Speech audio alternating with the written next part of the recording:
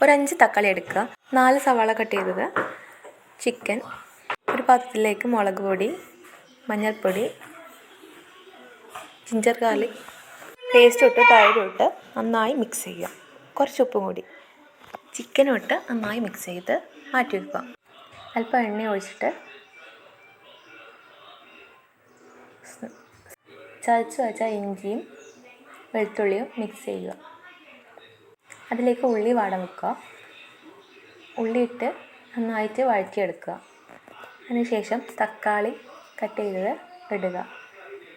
അതിനുശേഷം മഞ്ഞൾപ്പൊടി, കുറച്ച് ചിക്കൻ മസാല, കുറച്ചൊരു സ്പൂണ് ബിരിയാണി, ഒരു സ്പൂൺ മല്ലിപ്പൊടി, മുളക് പൊടി ഇട്ട് നന്നായിട്ട് മിക്സ് ചെയ്യുക.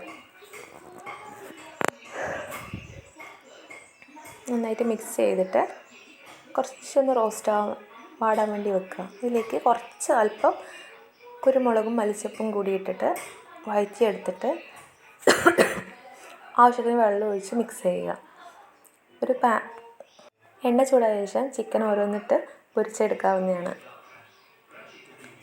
ഇനി നമുക്ക് റൈസ് ഉണ്ടാക്കാൻ വേണ്ടി അല്പം നെയ്യ് ഒഴിച്ച് സ്പൈസസ് ഇട്ട് ഉള്ളി ഇട്ട് ഉപ്പും ഇട്ട് അരിഞ്ഞ് വെച്ച ക്യാരറ്റ് കൂടി വഴറ്റുക.